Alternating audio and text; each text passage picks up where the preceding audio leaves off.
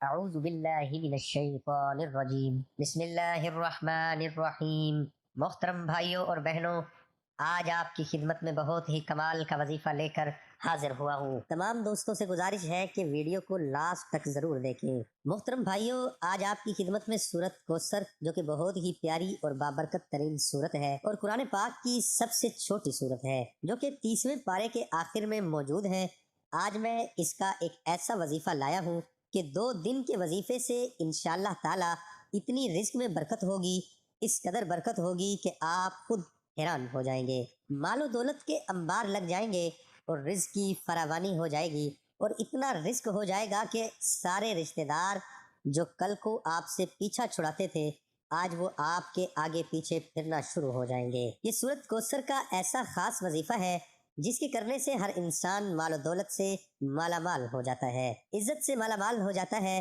رشتہ دار جو کل کو آنکھیں دکھاتے تھے، آنکھیں پھیر گئے، یا مال و دولت نہ ہونے کی وجہ سے، رزق نہ ہونے کی وجہ سے انہوں نے آپ پر دروازے اپنے بند کر لیے، تو آج جب آپ یہ وظیفہ 2 دن کا کریں گے اور آپ کے پاس مال و دولت کے انبار لگ جائیں گے، تو آپ لوگوں کے رشتہ دار خود آپ کے پاس آئیں گے۔ تو میں اپنا وظیفہ شروع کروں گا، تو تمام دوستوں سے گزارش ہے کہ ہمارا چینل ضرور سبسکرائب کر لیں۔ ہم آپ کے لیے ایسے وظائف لاتے ہیں جو کہ قرآن و سنت کے لحاظ سے ہوتے ہیں۔ اب آپ لوگ یہ جو وظیفہ دیکھ رہے ہوں گے، کچھ لوگ یقین نہیں کریں گے کہ یہ کیسے ہو سکتا ہے کہ 2 دن صرف وظیفہ کریں اور پیسوں کے انبار لگ جائیں، 2 دن صرف وظیفہ کریں اور ہم پر پیسوں کی برسات ہونا شروع ہو جائے۔ تو میں صرف اتنا کہوں گا کہ اللہ کی ذات جب انسان پر مہربان ہو جاتی ہے، اللہ کی ذات جب انسان کی سننے لگتی ہے، اس کی دعائیں قبول کرنے لگتی ہے، تو 2 دن تو کیا 2 لمحے بھی نہیں لگتے۔ آنکھ چھپکتے ہی دیر ہوتی ہے اور انسان کے راستے کھلنا شروع ہو جاتے ہیں۔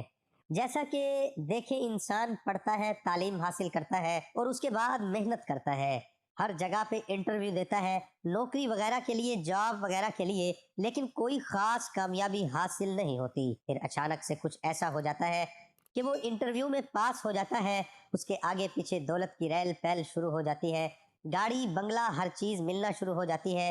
تو یہ کس لیے؟ اس لیے کہ اللہ تبارک و تعالیٰ کی ذات اس پر مہربان ہو جاتی ہے۔ اپنے بندے پر جب وہ مہربان ہوتا ہے تو اپنے بندے کو اتنا نوازتا ہے، اس قدر نوازتا ہے کہ بندے کا دامن بس بھرتا ہی جاتا ہے۔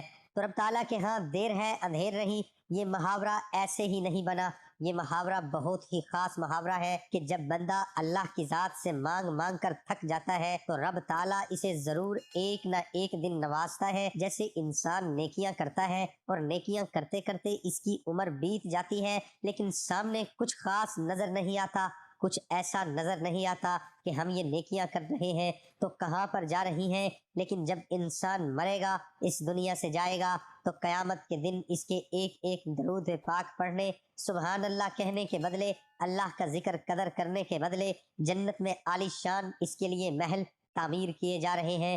جب بندہ وضو کر لیتا ہے تو وضو کر کے جب بندہ سارا دن اللہ کی عبادت میں گزار دیتا ہے تو جنت کی طرف سے اپنے راستے آسان کرتا جاتا ہے۔ ایسے ہی جب بندہ بے روزگار ہوتا ہے اور اللہ کی ذات سے با امید رہتا ہے، بلکہ نا امید نہیں ہوتا، تو اللہ کی ذات اسے ضرور عطا فرماتی ہے۔ سورت کوثر ایک ایسی سورت ہے جو کہ قرآن پاک کی ہے، تو سب سے چھوٹی سورت ہے، لیکن اس کے فضائل بہت زیادہ ہیں۔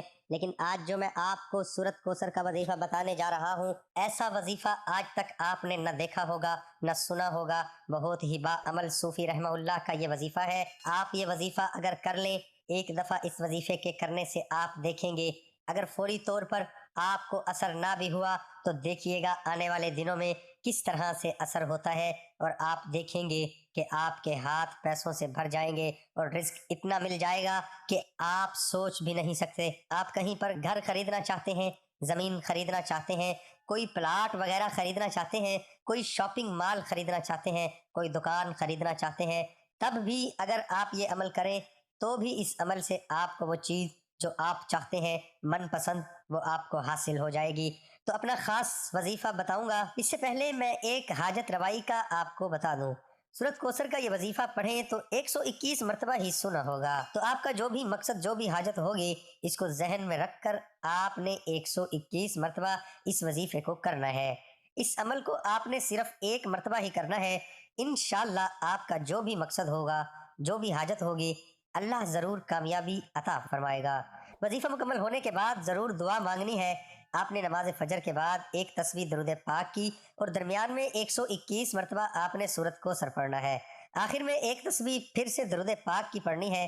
انشاءاللہ آپ دیکھیے گا کہ اس کی برکت سے آپ کی حاجت پوری ہوگی۔ جو کوئی مشکل حاجت میں ہے، جیسے ایمرجنسی ہم کوئی چیز چاہتے ہیں، فوری ہم چاہتے ہیں کہ ہماری وہ فوری طور پر چیز پوری ہو جائے، وہ حاجت پوری ہو جائے، مشکل سے مشکل پریشانی سے نکلنے کے لیے، ہر جائز حاجات پوری کرنے کے لیے آپ نے بعد نماز عصر اول آخر درود ابراہیمی 11 مرتبہ آپ نے پڑھنا ہے، اور درمیان میں سورت کوثر کو 72 بار آپ نے پڑھنا ہے۔